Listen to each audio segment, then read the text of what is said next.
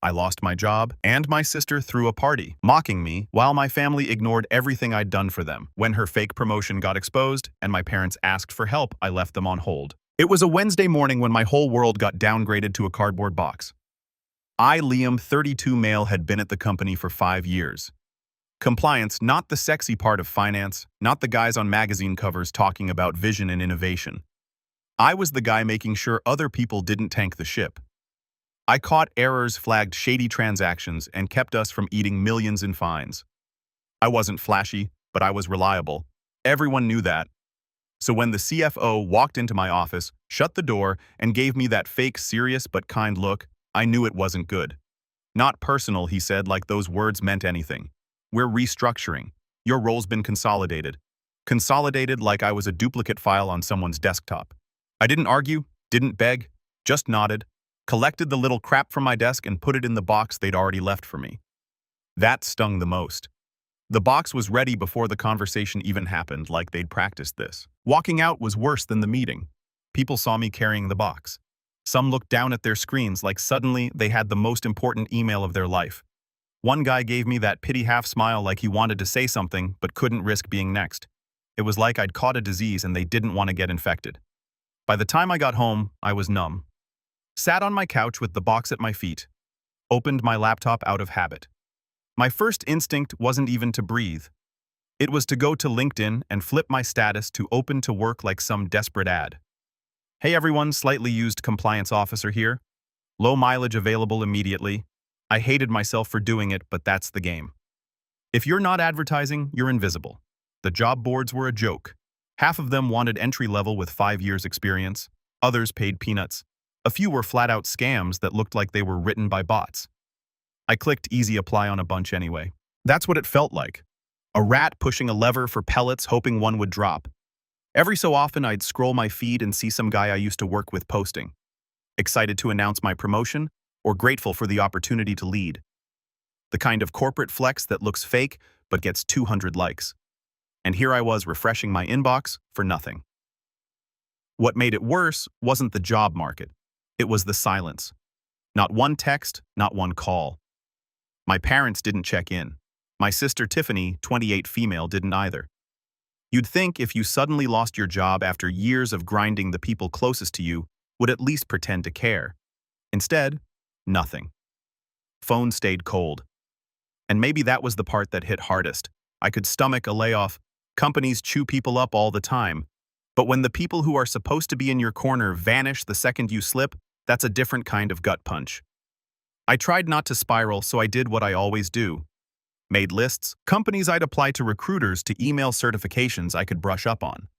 I wasn't about to sit there crying into the box of crap from my desk. But every time I looked at my phone screen lighting up, it was just junk. Spam calls, recruiter blasts, nothing from the people that mattered.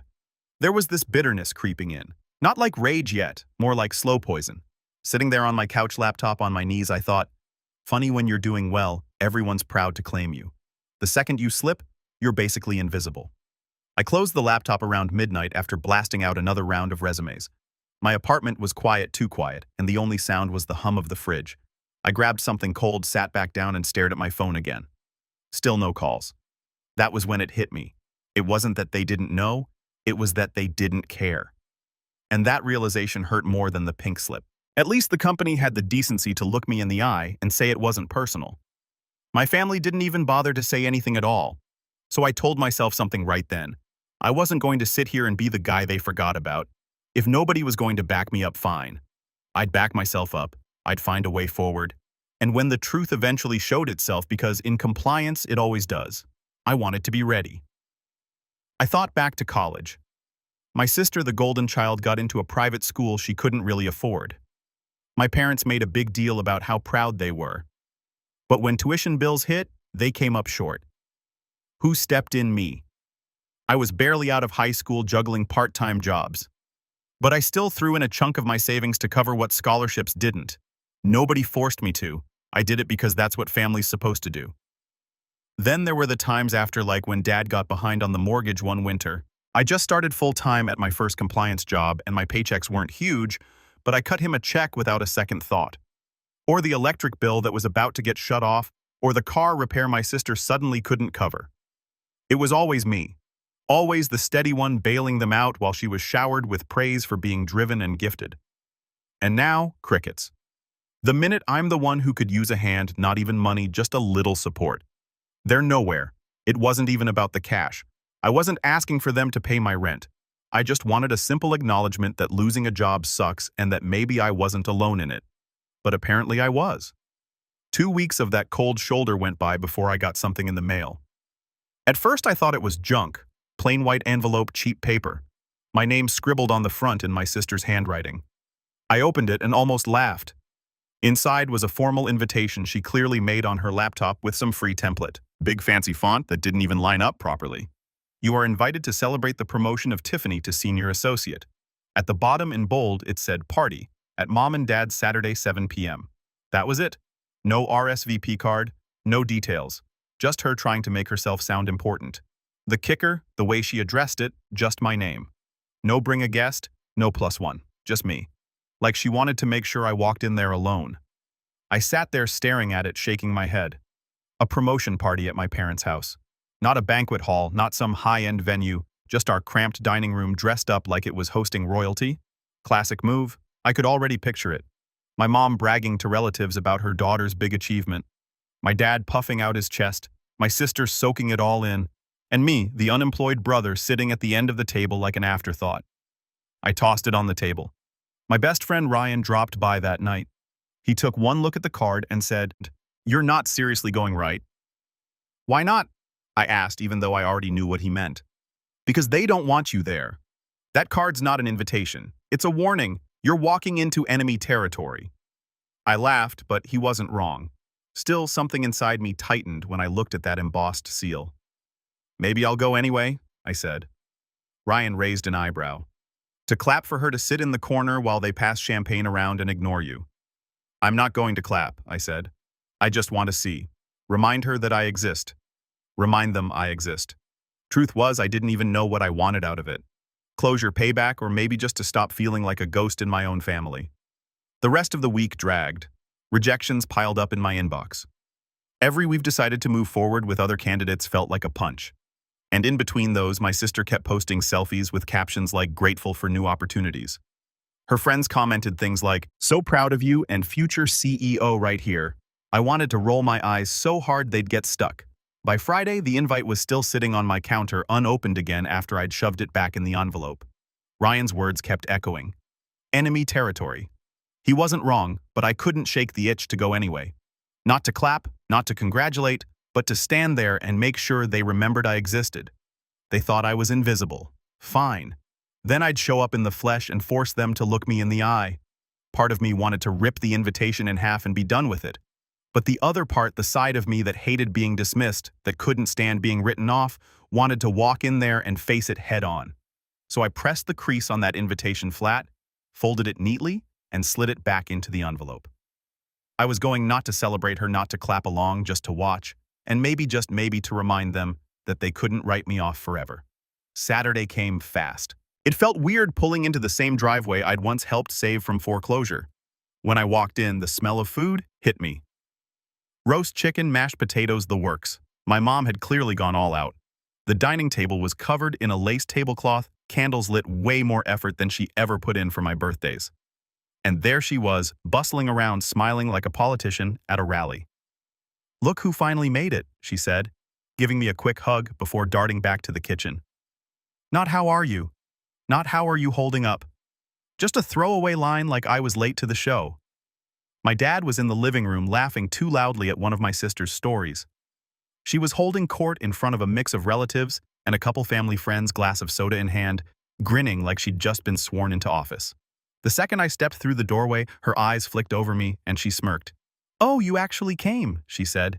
"Didn't think you'd want to, hang around all this success." I clenched my jaw but kept quiet. Not yet. Then I spotted where they'd put me.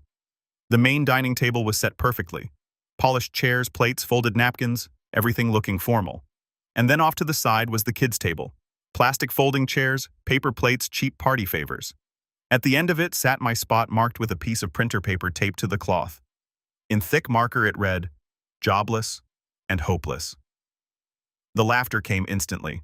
My mom chuckled like it was some light-hearted family joke, and my dad smirked, shaking his head like he couldn't believe how clever it was. My sister straight up burst out laughing. "Oh, come on.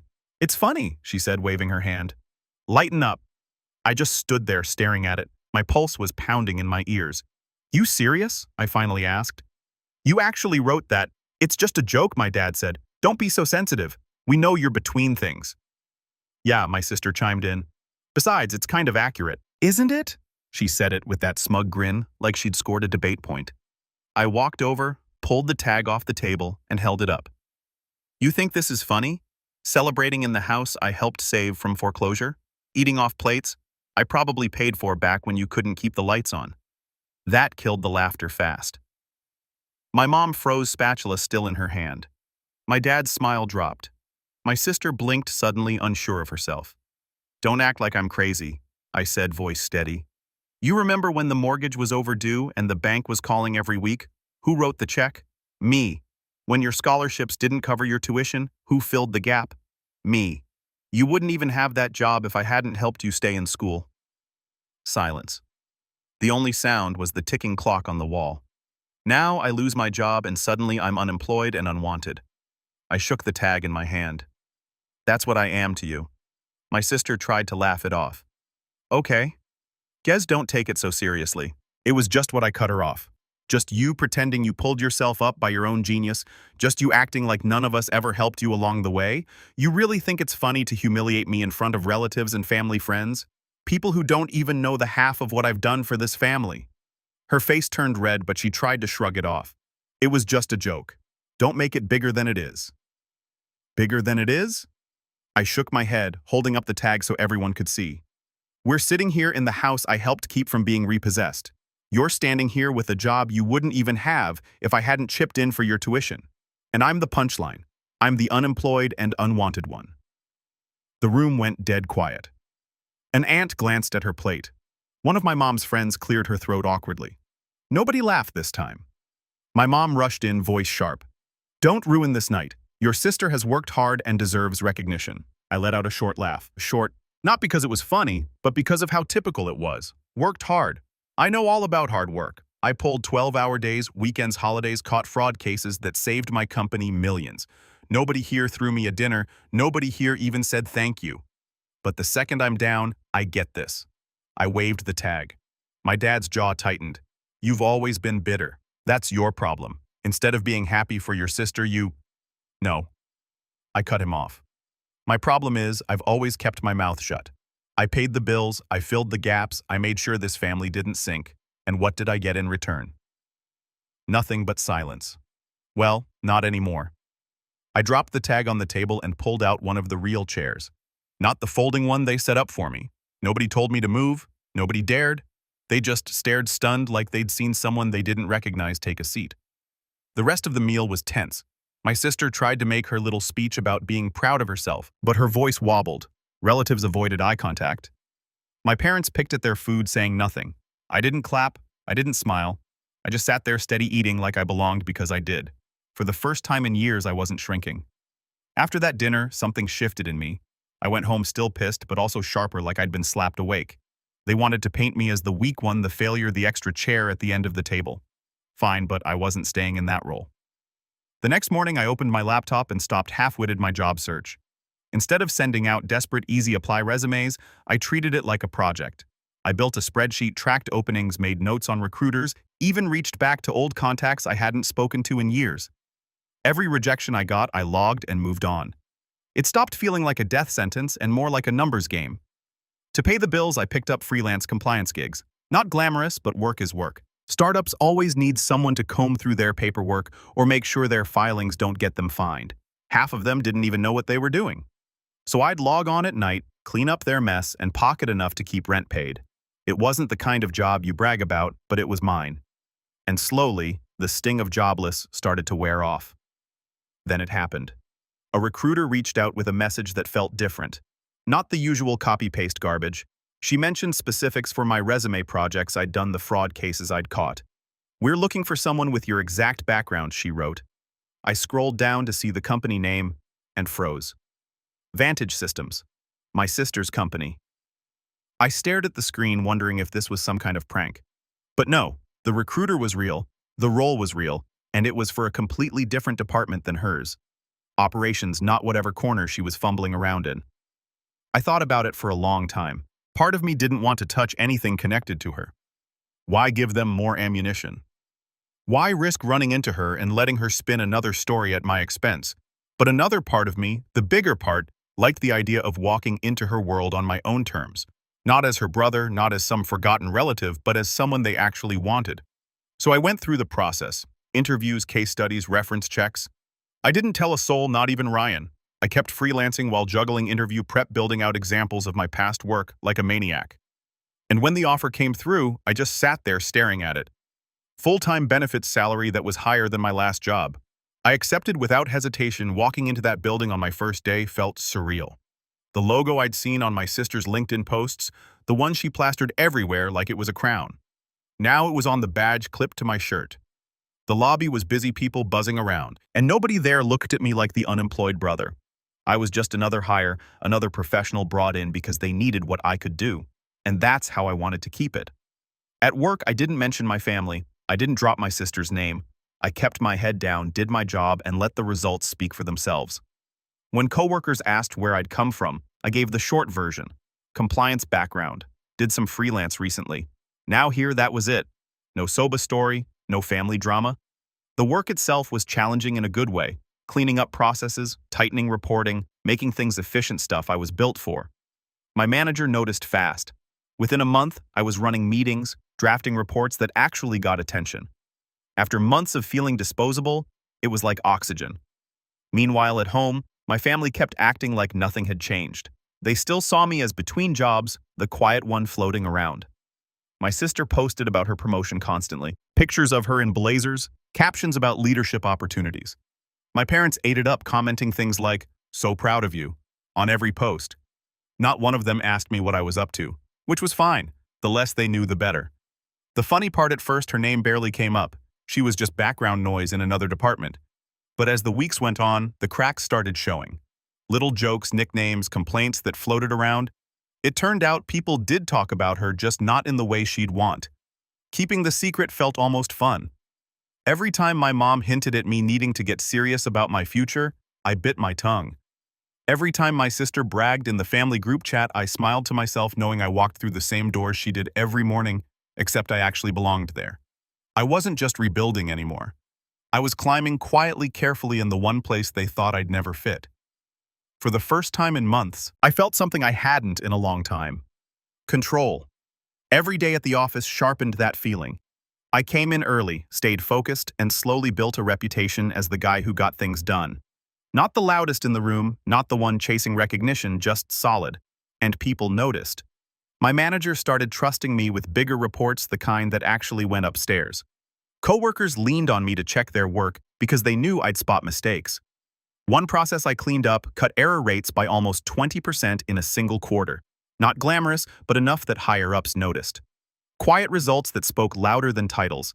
It was the kind of respect that didn't need clapping or fake invitations. It showed itself in the quiet nods and the "glad you're on this project." One afternoon, I was sitting in the break room with a couple guys from my team. We were eating overpriced sandwiches and half joking about the coffee machine being older than the building when someone mentioned a name that made me pause. "Did you hear about Tiffany messing up that client file?" one of them said, shaking his head. Total disaster. I kept my face neutral, like the name meant nothing to me. "Who's that?" I asked casually, taking a bite of my sandwich. "She's an admin support over on the strategy side," he said. "Supposed to be doing intake and reports, but man, she's always behind. People have to redo half her stuff." Another coworker snorted. "Lowest rank in that department and still acts like she's on top. Can't tell if it's overconfidence or just cluelessness." I sipped my coffee, slowly hiding the smirk that threatened to break through. So this was the big promotion. Senior associate, funny. Because to everyone here, she was basically the office joke. I didn't push it right away. I let the conversation drift back to work. But inside, I was turning it over. Everything suddenly made sense. The homemade invitation, the family dinner at my parents' house instead of anything official. The way she never mentioned specific details about her role online. She'd spun a story, and they'd all swallowed it whole. A few days later, I confirmed it without even trying. I was in the elevator with a project coordinator from her department. The kind of person who somehow knew everybody's business, the type that always had a story to tell while the doors closed. We got to chatting about projects, and I casually asked, "Who handles compliance checks on the strategy side?" She laughed, shaking her head. "Nobody, really. That team's a mess. Half the time we have to clean up their reports before they get upstairs. They've got Tiffany down there, but she's barely hanging on. People grumble about it constantly. I even heard her managers considering letting her go if things don't improve." Barely hanging on, she kept talking, rattling off a couple of mistakes Tiffany had made. Wrong numbers in a client file, missing attachments, stuff that caused extra work for everyone else. It wasn't malicious gossip either, more like exasperation from someone tired of babysitting. By the time the elevator dinged at my floor, I didn't even need her to say more. The picture was clear. I walked back to my desk and sat there letting it sink in. My sister, the one my parents threw a fake promotion party for, the one who had a room full of relatives and friends laughing at me with a jobless and hopeless tag, was on the verge of losing her job. And nobody in my family had a clue. The irony was almost too perfect. I didn't rush to tell anyone. I didn't text Ryan, didn't blow up at my parents, didn't confront her. I just kept working, head down, stacking wins while she stacked mistakes. Every time she posted some self-congratulatory caption online, I scrolled past and smiled to myself, knowing the truth. The best part, my position kept rising while hers kept sinking. I was pulled into a project that put me in front of higher-ups, the kind of meeting where your name gets remembered. Meanwhile, I'd overhear whispers about her missing deadlines or sending the wrong files or not quite fitting the role. It was almost surreal. At home, I was still the quiet one, the one nobody asked about. In my parents' eyes, I was floating. In reality, I was sitting in the same building as their golden child, outperforming her at every level, and they didn't even know it. The more I thought about that, the more deliberate I became. I didn't flaunt anything, didn't post updates online. I wanted the reveal to happen naturally, like pulling a sheet off something they thought they understood, only to find out the picture underneath was completely different. Weeks rolled by and the cracks in her image got bigger. A guy from it joked that her team's nickname for her was Printer Jam because she slowed everything down. Another person muttered that she only still had a desk because her manager hated paperwork. And me, I got invited to sit in on a leadership roundtable, not to talk, just to listen and take notes. But it was a room most people in my department would have killed to be in. Sitting there, I realized something. I wasn't just surviving anymore. I was building something solid, something real. On the ride home that night, I thought back to that dinner. The laughter, the cheap folding chair, the tag with jobless and hopeless scribbled across it. At the time, it felt like the bottom, like that was who I was to them permanently. But now, knowing what I knew about her, it didn't sting the same way because the truth was clear. She wasn't the star they thought she was. She wasn't climbing, she was dangling by a thread, and when the thread finally snapped, I'd be right there. Not to save her, not to gloat, but to watch them all realize they'd backed the wrong horse. And for once, I didn't feel like the unwanted one. I felt like the one holding the cards. Thanksgiving came faster than I expected. Mom called 3 times in the week leading up to it, reminding me to be on time like I was still 12 years old. I almost didn't go, but Ryan pushed me. "You've been keeping this in too long," he said. "It's time." He was right. So I showed up. The house smelled like turkey and pie. The TV was blasting football, and every relative in a 50-me radius seemed crammed into the dining room. Aunts, uncles, cousins, even a couple of my parents' friends. The golden child was already there, of course. My sister stood near the head of the table, glass in hand, looking like she owned the night. "Ah, there he is," Dad announced when I walked in, clapping his hands. "The wanderer returns. Still figuring things out, son?" The chuckles from a few relatives made my jaw tighten, but I kept walking. My sister smirked, brushing invisible lint off her sleeve. "Don't worry, Dad. Not everyone can land promotions like me. Some of us just take longer to find their path." The table laughed with her. I sat down at the far end, nodding politely. My plate had the smallest portions. No surprise there. Dinner kicked off, and as soon as the turkey was carved, the bragging began. Mom raised her glass. "We are so proud of Tiffany's senior associate at such a young age. Vantage Systems must really see her potential." Relatives clapped. A cousin asked her how she handles all that responsibility. She launched into a ramble about managing deliverables and strategic oversight. Buzzwords strung together like beads. People nodded along, eating it up. Meanwhile, Dad kept tossing digs my way. "Maybe your brother will take notes tonight, huh? Learn how to make something of himself." I smiled faintly. Oh, I'm taking notes. By the time pie hit the table, my sister was glowing, bragging about how she was leading projects and setting the standard. My parents beamed with pride, soaking it up. Finally, my aunt turned to me. And what about you, dear? Finding any luck yet? The whole table quieted, waiting for me to squirm. My sister leaned back in her chair, smirking like she'd already won. I set down my fork. Actually, yeah. I've been working at Vantage Systems. The reaction was immediate. Forks paused midair. A few relatives blinked. My dad frowned. Wait, what? I nodded. Got hired a weeks ago. Different department operations. My sister laughed too quickly. You Advantage, please? I'd know if you were there. Not necessarily, I said calmly. It's a big company. Different floor, different chain of command. I don't sit at the kids' table there. The room shifted. A couple cousins snickered. My mom cleared her throat. Well, isn't that something, but surely not at the same level as your sister? That's the funny part, I interrupted. I actually report higher up. My work feeds into leadership directly. They trust me with projects that matter. I looked around the table, letting it sink in. Meanwhile, I keep hearing stories about my sister struggling with deadlines, turning in files people have to redo. Not exactly the image of a senior associate. The silence was deafening. My sister's face went red. That's not true, she snapped. They gave me more responsibilities. Really, I leaned forward steady because everyone at the office knows you're still entry. Level support. No promotion, no projects, just barely hanging on. Gasps around the table. One of Mom's friends put down her fork. My aunt muttered, "Oh my," under her breath. Dad's voice cracked the silence. What are you saying? I'm saying, I said calm as ever, that while you've been parading her around as the family star, she's been lying to all of you. The dinner you threw the promotion invite she made, none of it was real. I hear about her at work. I hear the truth, and it's ugly. My sister slammed her fork down. You're just jealous. You can't stand that I'm the one they celebrate. Celebrate what? Celebrate. I shot back. A title you don't have, tasks you can't handle. You wanted to humiliate me in front of everyone with that little jobless and hopeless stunt. But guess what? I'm the one moving up. I'm the one actually respected at that company. You're one step from being fired, and you know it. The room went dead quiet again.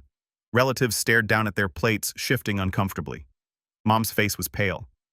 Dad looked like someone had hit him with a shovel. Finally, he croaked, "Is this true?" My sister opened her mouth, but nothing came out. She glanced around, desperate for backup, but no one saved her. I sat back, finished my pie, and let the silence hang. Not the folding chair this time, not the printer paper name tag. A real seat at the real table. For the first time in my life, I wasn't the ghost. I was the one who flipped it. That Thanksgiving dinner ended with everyone picking at their food and awkward silence. Nobody rushed to brag about my sister anymore. Nobody asked me condescending questions. The only sounds were clinking forks and half-hearted attempts at small talk. When dessert wrapped up, I grabbed my coat and left without waiting for the goodbyes. Driving home, I felt something I hadn't in years. Not just relief, but power. They couldn't unhear what I'd said. The cracks were there now. The golden child mask had slipped. And no matter how hard she tried to tape it back on, people knew. The following weeks were quiet. My sister stopped posting her career updates online. My parents didn't call, no texts, no invites. Honestly, I enjoyed the peace. Work was going strong. My manager started looping me in on long-term planning, and I even got a mention during a quarterly review. I kept my head down, stacking wins. While at home, the silence spoke louder than any words. Then right before Christmas, my phone lit up. Mom. I almost didn't answer, but curiosity got the better of me. Hi, honey. She started, her voice sugar sweet. We haven't heard from you in a while. Yeah, I said flatly. Funny how that works. There was a pause, then she sighed. Look, things have been difficult. Your sister's had a rough time at work. She might be losing her position. I didn't say anything. And your father's hours got cut. Money's tight right now. We were wondering if... No, I cut in silence on the other end. No, she repeated like she couldn't believe it. No, I said again. I'm not covering bills. I'm not fixing mistakes. I'm not bailing anyone out. I did that for years, and all I got was mocked. Remember that tag at dinner? Jobless and hopeless. That's what I was to you. That's all I was good for. A punchline and a wallet. She started sputtering. That was just a joke. You're taking it too. No, I snapped. You don't get to play that card anymore. I don't owe you anything. There was a long silence before she finally said coldly, "Fine." Then she hung up. A week later, Dad tried. Called me out of the blue, sounding oddly humble. "Son," he said, "I think we got off on the wrong foot. You've done well for yourself. Maybe we could sit down, talk things through. Family's supposed to stick together." I almost laughed. Family sticks together, huh? Where was that when I lost my job? When I was sending out resumes and eating cereal for dinner? Where was family then? He didn't answer, just muttered something about tough love. "Keep your tough love," I said. "I've got my own life now." Then I hung up. The begging didn't stop, though. My sister even texted me once late at night. "Hey, I know things got heated, but could you help me polish my resume? I think they're letting me go." I stared at the message for a long time. The same sister who'd smirked at me in front of relatives who'd labeled me jobless and hopeless was now asking me for help because she couldn't hold down her own job. I didn't reply, just deleted the text. By New Year's, it was clear the tables had fully turned. Relatives who used to gush over my sister started reaching out to me instead. A cousin messaged me asking for career advice. An uncle wanted me to look over some financial documents. People who'd ignored me at family dinners suddenly acted like I'd been important all along. But I didn't forget. The memory of that folding chair, the paper plate, the marker-scrolled tag that stuck with me. It wasn't just about being mocked. It was about being erased, written off by the very people I'd carried for years. And when they finally needed me again, I didn't owe them a damn thing. One night, Ryan and I were sitting in my apartment watching a game. He cracked open a bag of chips and said, "So you going to help them out eventually, or are you done for good?" I leaned back, smirking. They had their chance.